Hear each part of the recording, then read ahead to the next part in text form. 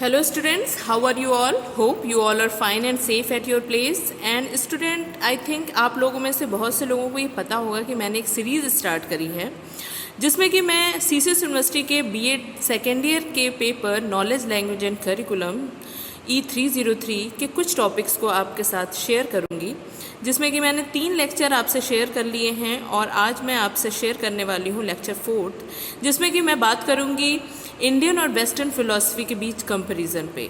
तो क्योंकि हम लोग ने अपने पिछले तीनों लेक्चर पे अच्छे से जान लिया है what is epistemology, Indian philosophy और वेस्टर्न फ़िलॉसफी, तो अब इन दोनों फ़िलॉसफी के बीच कंपेयर को भी जानना ज़रूरी है। तो आइए स्टार्ट करते हैं comparison between Indian and western philosophy.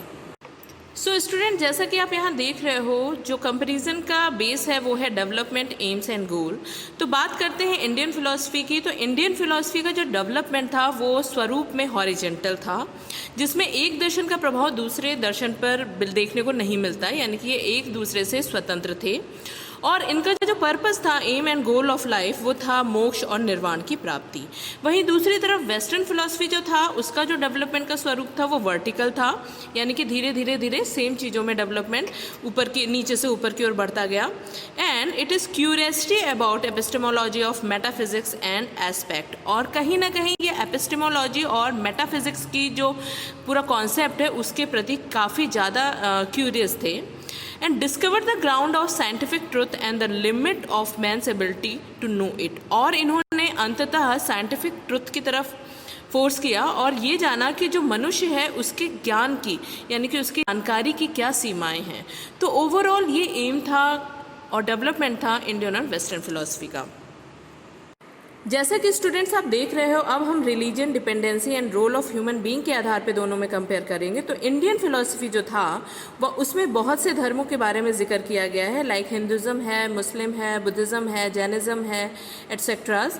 और जो इंडियन फिलॉसफी है वो इनर डिपेंडेंट है, आंतरिक रूप से ये डिपेंडेंट है। और इसमें ह्यूमन बीइंग को एक इंटीग्रल पार्ट माना गया है ब्रह्मांड का और समाज का, यानी कि जो मनुष्य है वो इस ब्रह्मांड का और समाज का अविभाज्य भाग है। वहीं दूसरी तरफ अगर हम वेस्टर्न फिलॉसफी की बात करें तो ये क्रिश्चियनिटी से स्टार्ट होकर क्रिश्चियनिटी पे ही ये ख़त्म हो जाता है और ये आउटर डिपेंडेंट है, ये बाहरी तौर से डिपेंडेंट है। और ये ह्यूमन बीइंग के लिए कहता है it has individualistic nature and it is an independent part of the universe and society। क्योंकि ये ह्यूमन को एक अलग से इंडिविजुअल मानते थे, इसलिए इन्होंने उस ह्यूमन को ब्रह्मांड और समाज का एक अलग भाग बताया है, ना कि उसका इंटीग्रल पार्ट। तो ये बेसिक अंतर है religion, dependency and role of human being के आधार पे इंडियन और वेस्टर्न फिलॉसफी में।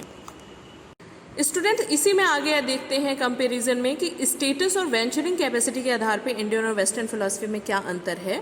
तो इंडियन फिलॉसफी के बारे में ये बताया जाता है कि ये किसी भी प्रकार के रेडिकल चेंजेस में बहुत ही वीक है, यानी कि कोई भी अगर मौलिक परिवर्तन लाना है तो उसमें कहीं ना कहीं हम डरते हैं, बहुत स्ट्रांगली हम कोई डिसीजन नहीं लेते हैं। जबकि वेस्टर्न फिलॉसफी इस चीज़ में काफ़ी तेज है, काफ़ी स्ट्रांग है, वो तुरंत मौलिक परिवर्तन लाने की तरफ फोकस्ड होता है।